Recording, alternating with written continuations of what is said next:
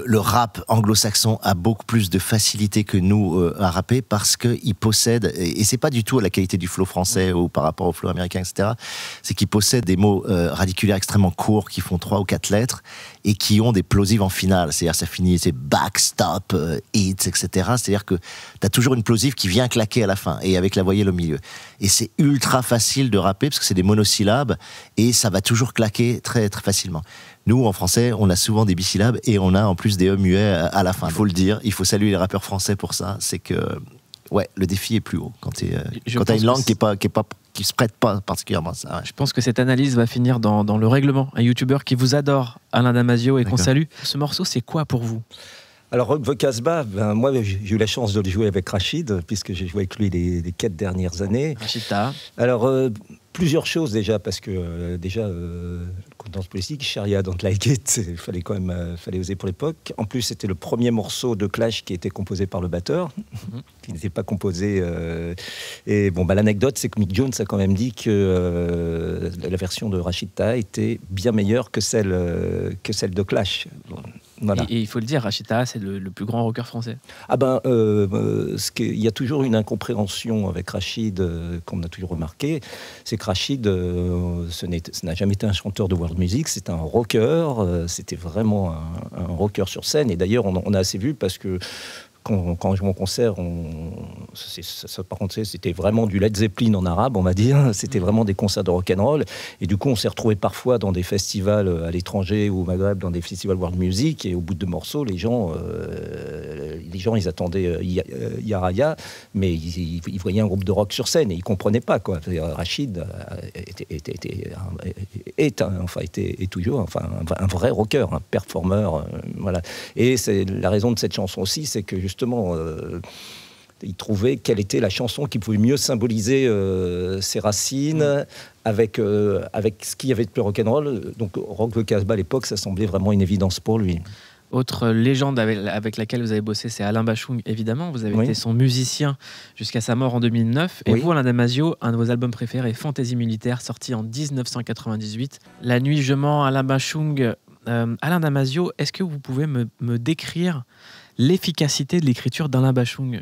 J'arrive jamais à percer le mystère de pourquoi les mots sont tellement impactants alors qu'ils sont souvent dans un désordre et qu'on n'arrive jamais à comprendre. Ouais, c'est une écriture qui est très difficile à décomposer. Mais peut-être Yann. Moi, je connaissais. J'en ai beaucoup parlé avec Alain. En fait, déjà avec Jean Fauque, c'était un processus de ping-pong.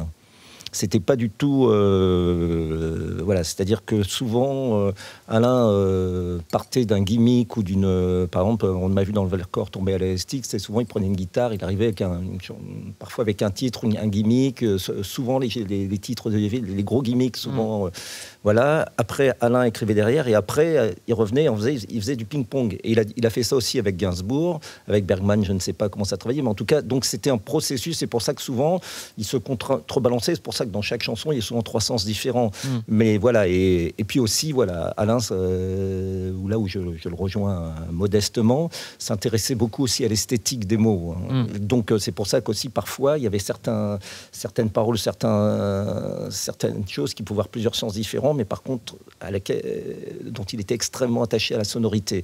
Mais en tout cas, oui, c'est pour ça que ça prenait du temps souvent, parce que pendant 1 mois, il pouvait se faire un ping-pong juste pour une phrase de titre. Parfois, un titre pouvait mettre 2 mois juste pour...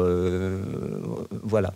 Je sais que La Nuit, je mens, il y a eu 5 versions, 6 versions différentes de départ qui existent.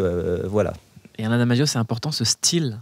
Ouais, non, mais ce qui est extrêmement impressionnant, déjà, il y a un registre poétique qui est assez fort, mais surtout, il joue énormément sur la polysémie et l'homophonie, ça, c'est super fort. Moi, dans ce titre-là, ce que j'adore, c'est le moment où il dit « t'accaparer, seulement t'accaparer ». Quand tu regardes, c'est « ok, tu es dans une histoire d'amour, tu veux accaparer celle que t'aimes, etc. » Et quand il dit le deuxième t'accaparer, c'est « tu n'accaparais à mon envie de t'accaparer », tu vois. Il faut que tu saches te protéger de mon envie de t'accaparer. Donc, t'accaparer seulement, toi, tu n'accaparais, tu vois. Et en juste sur ce truc-là, tu fais, mais putain, mais c'est absolument génial. Tu résumes une histoire d'amour possessive à travers ces 2 trucs-là. Oui, tu répètes juste accaparer, seulement t'accaparer, tu vois. Et pareil, quand il dit j'ai fait ma saison dans cette boîte crânienne, tes pensées, je les faisais miennes, mais c'est génial parce que tu fais ma saison dans cette boîte, ok, tu fais ta saison dans cette boîte, dans un restaurant, dans une boîte de nuit, on sait pas.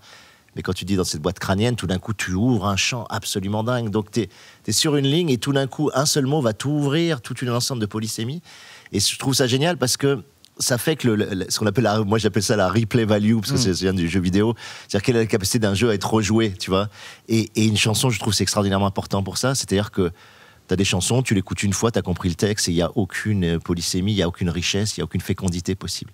Sur Bashung, tu réécoutes et parfois tu l'écoutais déjà 25 fois et tu trouves encore quelque chose d'autre. Et donc la replay value, elle est absolument dingue. C'est-à-dire que tu peux réécouter la nuit je mens et tu trouves toujours quelque chose de nouveau à y chercher. Et ça, c'est très fort.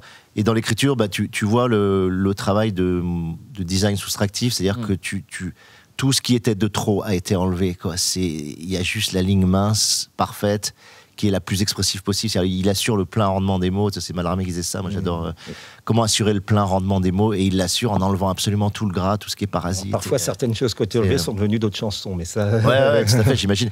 Mais en tout cas, c'est très impressionnant. Et c'est une écriture qui est tellement tendue que c'est... tu fais ouf.